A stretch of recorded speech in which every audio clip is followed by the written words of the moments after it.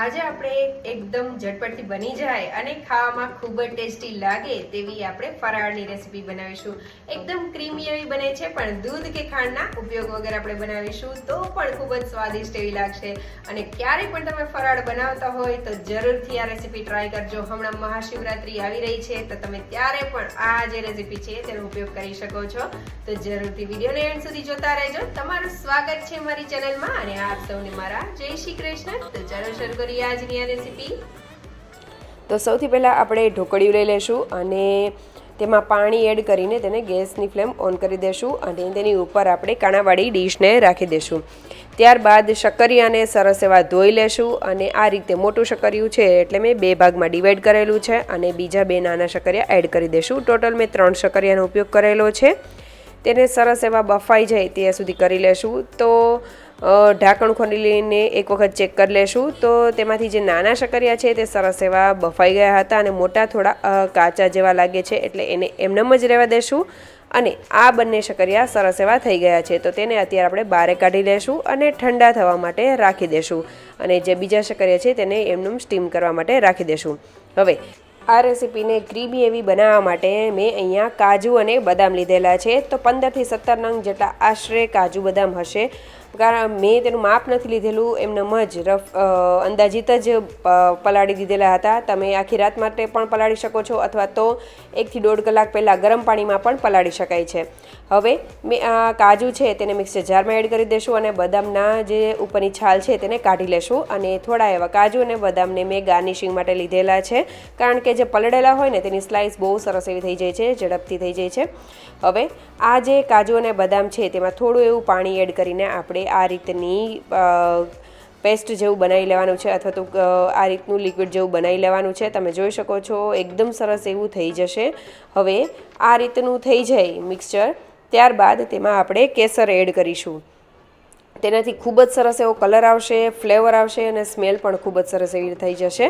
તો કેસરને એડ કરીને ફરીથી આપણે મિક્સર જારને માં તેની પેસ્ટ કરી લેશું તો સરસ એવો કલર પણ થઈ જશે. અહીંયા આપણે દૂધનો ઉપયોગ નથી કરવાના એટલે આપણે આ જે પેસ્ટ બનાવી છે કે અથવા તો જે લિક્વિડ બનાવેલું છે તેમાં જ આપણે કેસર એડ કરી દઈશું એટલે સરસ એવો કલર થઈ જશે.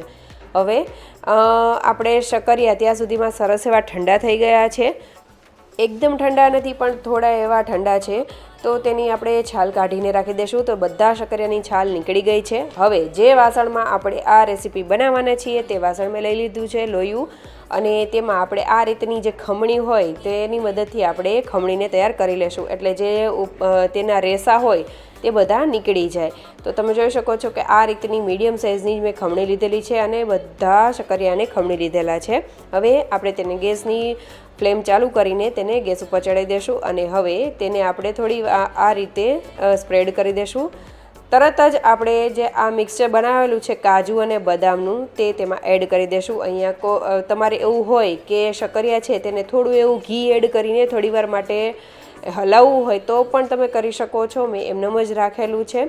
હવે આ કાજુ બદામની જે લિક્વિડ હતું તે આપણે એડ કરી દઈશું અને જે મિક્સર જાર છે તેમાં મેં થોડું પાણી એડ કરીને આમાં એડ કરેલું છે. અહીંયા તમને એવું લાગતું હોય કે પાણી મારે એડ નથી કરવું તો તમે દૂધનો ઉપયોગ કરી શકો છો.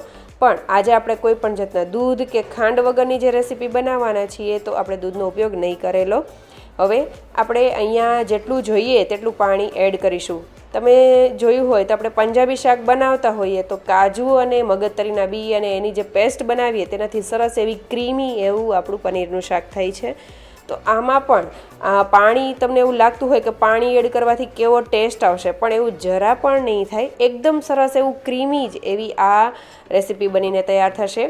હવે બધી વસ્તુ સરસ મિક્સ થઈ જાય એટલે તરત જ આપણે તેમાં ગોળનો મેં પાવડર એડ કરેલો છે. આ દેશી ગોળ છે એટલે તેનો કલર થોડો ડાર્ક હોય છે. તો આ રીતનો આપણે દેશી ગોળ એડ કરી દઈશું. અહીંયા મેં દૂધનો ઉપયોગ નથી કરેલો એટલે ગોળનો ઉપયોગ એટલે આપણે ગોળ એડ કરી શકીએ કારણ કે દૂધ અને ગોળ જે છે તે મિક્સ કરીએ તો વિરુદ્ધ આહાર થાય. પણ અહીંયા આપણે દૂધનો ઉપયોગ જ નથી કરેલો એટલે આપણે ગોળ એડ કરી શકીએ છીએ અને જે હેલ્ધી પણ છે. હવે જો વધારે મેં આજે દેશી ગોળનો ઉપયોગ કરેલો છે તો તેને કલર થોડો ડાર્ક હોય છે તો આ જે રેસીપી છે તે વધારે ડાર્ક થઈ જશે. એટલે મેં સાકરનો પાવડર લીધેલો છે. સાકર જે છે તે તાસીરમાં ઠંડી હોય છે. મેં ખાંડનો ઉપયોગ જરા પણ નથી કરેલો. સાકરનો પાવડર લીધેલો છે અને તેને આપણે ટેસ્ટ મુજબ એડ કરીશું. સકરિયા પણ સ્વીટ હોય છે, ગોળ પણ સ્વીટ હોય છે, તો એ પ્રમાણે ટેસ્ટ કરીને એડ કરેલો છે 1 થી 2 ચમચી ઉપર. હવે તેમાં મેં દૂધનો મસાલો એડ કરેલો છે ફ્લેવર માટે, અથવા તો તમે એલચીનો પાવડર પણ એડ કરી શકો છો. અને બધી વસ્તુને થોડીવાર માટે કૂક થવા દેશું. અને થોડીવાર થશે એટલે તેમાંથી બબલ આવવા લાગશે અને થોડું એવું ઘી એડ કરીને આ રીતે સરસ એવું તેને પાકવા દેશું. એકદમ સરસ એવી પરફેક્ટ કન્સિસ્ટન્સી થઈ જાય ને ત્યાં સુધી તેને ધીમા તાપે સરસ એવું થવા દેવાનું છે. આમાંથી છાંટા પણ બહુ ઉડે છે તો તમે ઢાંકીને પણ કરી શકો છો. હવે તમારે જો અહીંયા થોડી રની એવી કન્સિસ્ટન્સી જોઈતી હોય તો કાજુ બદામની ક્વોન્ટિટી વધારીને તેમાં પાણીનું પ્રમાણ થોડું રાખવું, જેથી કરીને તે થોડું ઢીલું એવું થશે. અને જો તમને એવું લાગે કે મારે પાણી એડ જ નથી કરવું તો તમે ચોક્કસથી દૂધનો ઉપયોગ કરી શકો છો. હવે આપણે તેને ગરમા ગરમ અથવા તો તમારે ઠંડુ કરીને સર્વ કરવું હોય તો પણ કરી શકો છો. ખાવાની ખૂબ જ મજા આવશે. એકદમ ક્રીમી અને ખૂબ જ ટેસ્ટી એવું બને છે. એવું નથી કે આમાં ગોળનો ઉપયોગ કરેલો છે તો જરા પણ ટેસ્ટ નહીં આવે. કાજુ બદામની જે ક્રીમીનેસ છે એને પણ બહુ સારા સ્વાદ લાગે છે. અને જે આપણે હેલ્ધી એવું ઇન્ગ્રીડિયન્ટ ગોળ અને સાકર એડ કરેલી છે તેનાથી પણ, અને કેસર જે એડ કરેલું છે તેનાથી ખૂબ જ સરસ એવો ટેસ્ટ આવે છે. સાથે એલાયચીનો પણ ટેસ્ટ આવે છે. તો કાજુ બદામ અને પિસ્તાથી મેં ગાર્નિશ કરેલું છે. તો જરૂરથી ક્યારે પણ તમે ફરાળમાં ખાવું હોય, આ હમણાં શિવરાત્રિ આવી રહી છે ત્યારે પણ તમારે બનાવવું હોય તો જરૂરથી બનાવી શકો છો. જે લોકોને દૂધ નથી ભાવતું, નથી ઉપયોગ કરવો તે લોકો માટે આ બેસ્ટ રેસીપી છે. અને વીગન છે, જે લોકો એનિમલ પ્રોડક્ટ નથી યુઝ કરતા તેના માટે પણ આ ખૂબ જ સારી એવી રેસીપી છે. તો જરૂરથી ટ્રાય કરજો. અને તમે દર વખતે શીરો કે સકરિયાની ખીર તો બનાવતા જ હશો, દૂધમાં બનાવતા હશો, પણ એક વખત જરૂરથી આ મારી આ રેસીપી ટ્રાય કરજો. બધાને ખૂબ જ ભાવશે અને તમે જરૂરથી વારંવાર બનાવશો. અને આ રેસીપી બનાવીને મને કમેન્ટ કરવાનું ભૂલતા નહીં. અને સારી લાગે તો લાઇક, શેર અને સબસ્ક્રાઈબ કરજો. Thank you for watching.